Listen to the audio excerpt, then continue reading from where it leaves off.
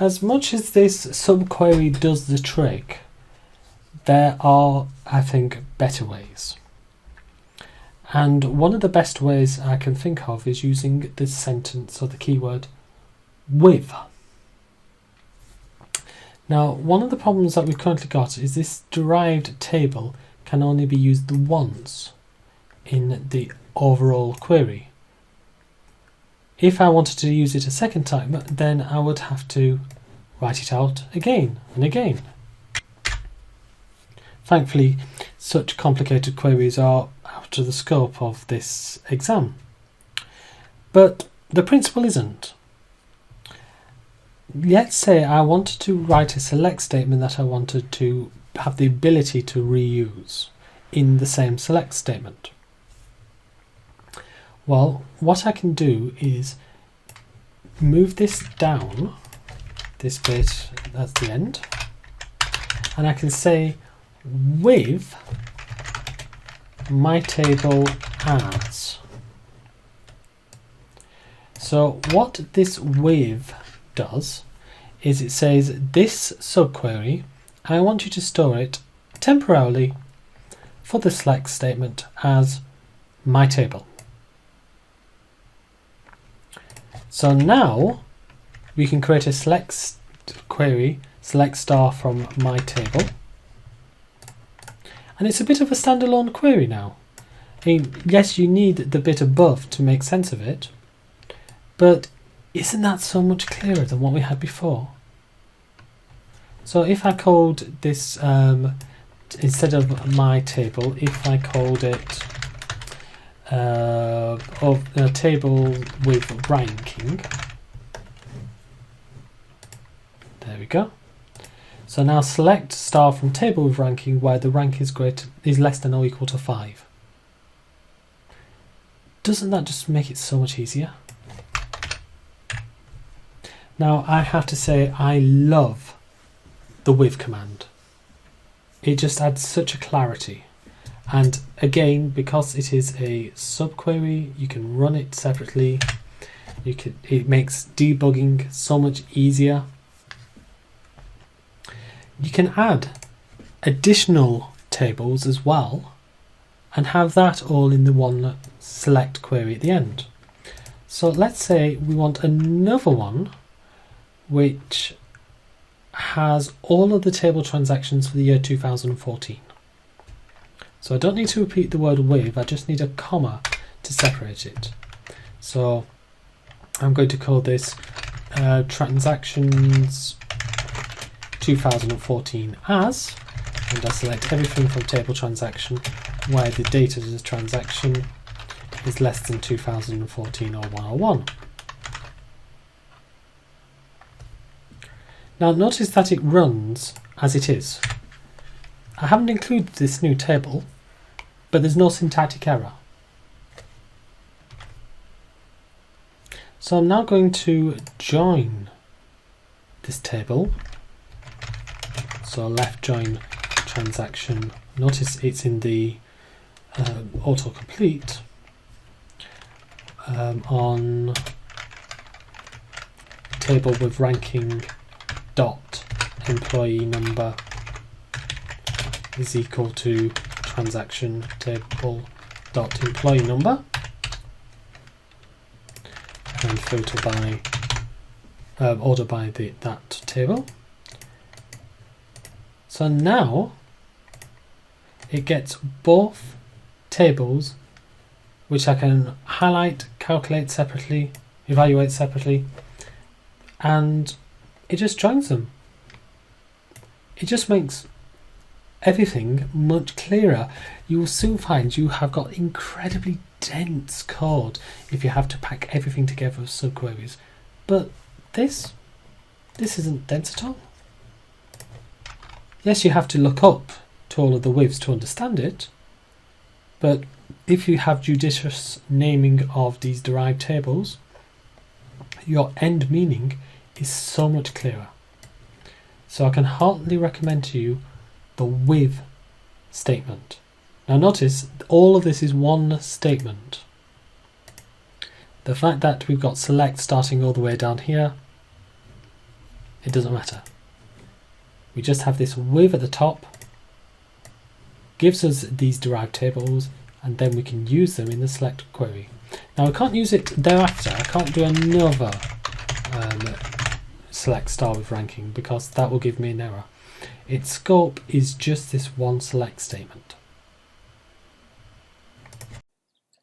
Right, we're going to consolidate what we have learned in this session and the previous session to look at a real life situation. Your boss comes up to you and says, right, we've got all of these transactions and all of these employee numbers. What I want to know is what employees' numbers have not been used for transactions. So not used for transactions. So it's fairly simple to get those which have been used but which haven't been used. We'll see if you can work out a way of doing it using what we know. Okay, so the first thing you might think of is, well, we've got these employees. So what we're going to do is I'm going to take all of those which are in the employees table. I'm going to left join that with the table transaction on the employee number. And I want all of those employees where the T employee number is null, i.e. there is an entry in the table employer but there isn't one in table transaction. And I just want the employee number from table E. So there we are, job done. And let's order by employee number as well. So your boss looks at that and goes, no, that's not the right answer. Okay, why is that not the right answer then, boss? And it says, well, there are other employee numbers which haven't been used. And you go, what? And you have a look at the base data, and you can see that we start off at employee number 130, but sure enough, employee number 2 hasn't been used. So we need a list of all the employee numbers which haven't been used, and this is regardless of whether they are in the table employee table. So we can't use this join on an employee number for that. So what we need therefore is a list of numbers. So how are we going to generate a list of numbers? Have a think about how you might generate a list which is purely numbers. I mean, can you see a list of purely numbers anywhere? Sure we can. The row number. Okay, so we're going to get the row number from this, and then let's get the row number from this to start with. So select row number, and also select null as row number from table transaction. Order by select null. There we go. So we run this, and we now have numbers from 1 to 2486. Now we're going to join that with the table transaction. So this is a sort of self-join. So left join table transaction as T on, oh, well I want the row number, but the row number isn't one of the options in the original table transaction because I can't use this row number as we discovered a little while ago. So how am I going to get access to this row number in a join? The answer is by using a with.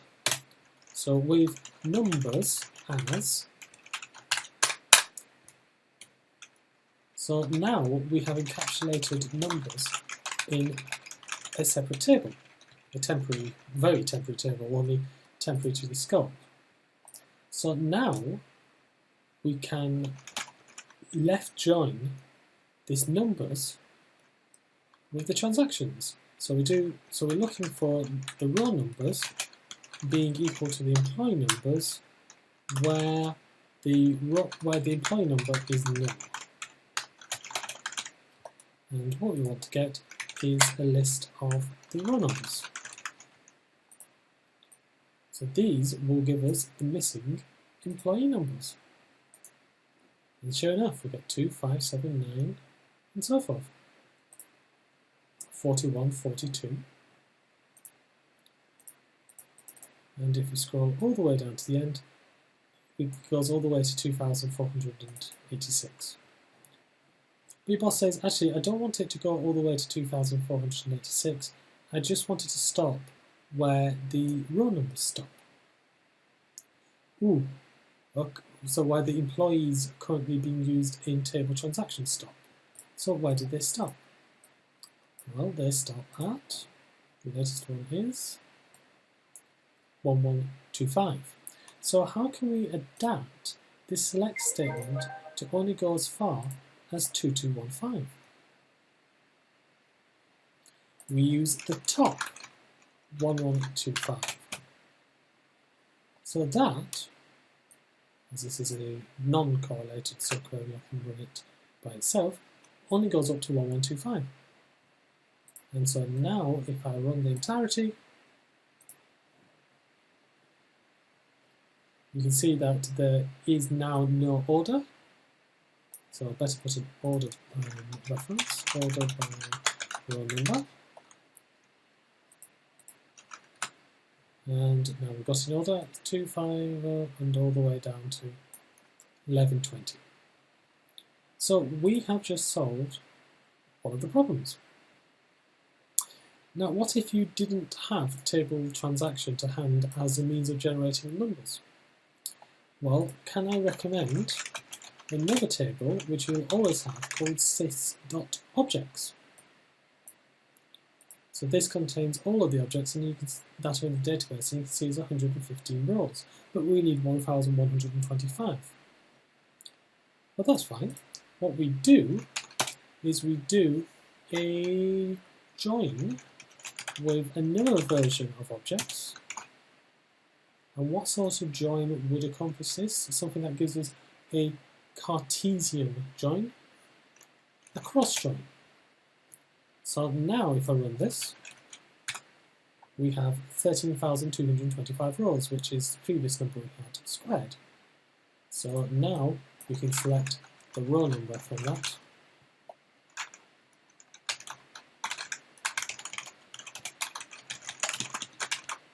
And there we have a ready-made list of 13,225 rows. So you can use that in here if you so wish. Now the boss says, hang on, this 1125 is a hard-coded figure. How can we get that to be a dynamic figure? In other words, if we add a new employee in table transaction in 1126, I want this figure to be updated. Well, what is the way of saying what is the largest employee number in table transaction? It's the max of the employee number. So, we don't need this order by now. So let's run it again. So we have 1125. So let's put this in as a derived table giving us one answer. Actually, this is giving us a single scalar answer. So can we do that? Well, let's have a look. There we go. So yes, we can do that. So now this 1125 is dynamic. It gives us the same answer, but now if table transaction gets expanded, then so what? It will automatically recalculate this number. We've no longer done a hard figure of 1125. We have now done a soft number. So we've now done a calculated number. It can automatically update itself based on the contents of table transaction. So there you go. This is how you can solve this problem of finding out which numbers are not contained in a particular transaction based on just them not being there, and you have to generate your own table of numbers to correlate that with. So there we have a real life example. Your boss says, right, that's great. We now have a list of all the employees who have no transactions in the table transaction. But actually what I want is all those employees who didn't make any transactions in 2014. And you go, oh, well, I could do a derived query here, or I could use this with and put it out here. And either way is fine. So I'm going to do a with, a CTE up here. So I'm going to say this is transactions to 2014 as select star from table transaction, where the date of transaction is greater than or equal to 2014 or 101, and data transaction is less than 2015 or 101, not inclusive. And then we join transactions 2014 as T, and here we go. There's a wider list. We now have 406 rows. Then your boss goes, that's great, but I don't want 406 rows. I mean, look at this. We have 172, 73, 74, 75, 76, 77. What I want these to be done is grouped together, so I just see one line saying 172 to 177. This is when you go, don't know how to do that. Help. Okay, so this is a solution. What we need to do is we need to classify each of these to be in a certain group. So here is one group, 172 through 177. So what makes a group? A group is where there is a gap of more than one between the current number and the last number. And there is a gap of more than one between the current number and the next number. So how are we going to do that? Well, we can use, have you thought? Lag. So let's get the lag of the row number. And I put that in the wrong place. It needs to be the select clause. I always like to put the from on a new line. So we put the lag as the row number as the previous row number, and the lead of row number as the next row number. Now we need an over clause for each of these. So what over clause do we need for lag and lead?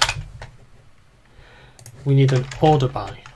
Okay, so over order by row number, and over order by row number. So now let's see where we are. So we now have the previous one and the next one. So if we take away one from the other, we'll find the gap. So row number minus that, and the lead minus the row number. So these give us the gaps. So if I go down to this example we were looking at earlier, we'll see there is a gap of 1, 1, 1, 1, 1, showing all of these plus the next one, all in the same group. Okay, so how do we take advantage of this? Well, let's have another column. Now what I want is a 1 when it's the start of a new group in a new column, and then a 0 where it's part of the old group. So let's add a new column with 1, 0, 0, 0, 0, 0. You'll see where I'm going, don't worry. So how do we test if this number is equal to 1 or not? Can you remember anything that we can use for testing? We could use if, we could use case. So let's use case. Case when all of this lot, what I'm calling the previous row, is equal to 1, then 0, else 1. End as group gap, let's call that. Okay, so what am I doing? So we now have the start of the group defined. Okay, now what can I do? Well, why don't I now give the entire group the same number. Okay, so what I'm going to do now is I'm going to put all of this into another with. So you can keep building up these withs. It can get quite complicated. So don't worry if you're not following all of this. I'm just trying to show possibilities rather than things that will definitely come up in the exam. I'm sure this probably won't. This is fairly high level, but let's just have a look. So we're calling this an intermediate table. So let's call it a gap table. Table gap as all of that. So now we can say select star from table gap, but we don't want to do that. Yeah, that's a good start. That's not an end. I just need to get rid of this u dot because it's now just row number. Right, so what I want to do is to add up the totality of these gaps. How do you add up the totality of the gaps? Use sum with the over command. So sum of group gap order by row number. So sum of group gap over order by row number. And that is the group. Let's call it the group. Okay, so now let's see where we are. Now we have all of these grouped together. They all have the same number. So here we can see 172, 3, 4, 5, 6, 7 all have the same group number. Okay? So I'm going to put that as another intermediary table. So we call that group, table group as. So select star from table group. So now what we need is the lowest, the start of this group and the end of this group. Any idea how we're going to do that? Well, we could just use the group min row number max row number group by the group. So this is the starting employee number and the ending employee number.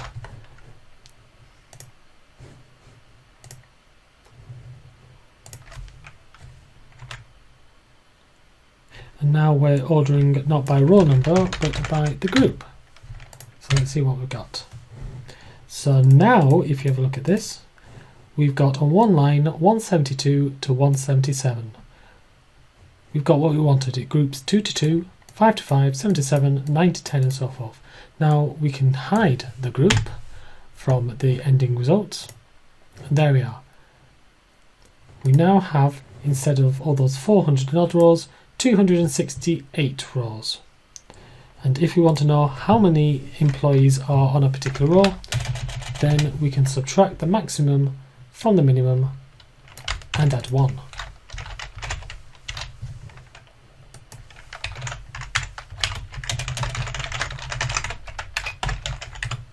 Like that. So you can clearly see there are 2 employees here, 3 employees there, and if you go down, 6 employees in that group. Now don't be worried if you've not followed any of this or all of this. Have a look at this in the Word document where I keep all of these sessions so you can follow it to your heart's content, slowly as you like. But hopefully this has shown some of the uses of row number, lag, lead, looking at is null or unjoins, and some using over and min and max. You can see how powerful it is. The only thing that is stopping you from using all of this like this is your imagination. So you just have to work out how things can be used. Just maybe go outside the box and think, I'll group these together by giving the same group number. How do I do that? And then you've got your answer. Right, end of the exercise, let's move on.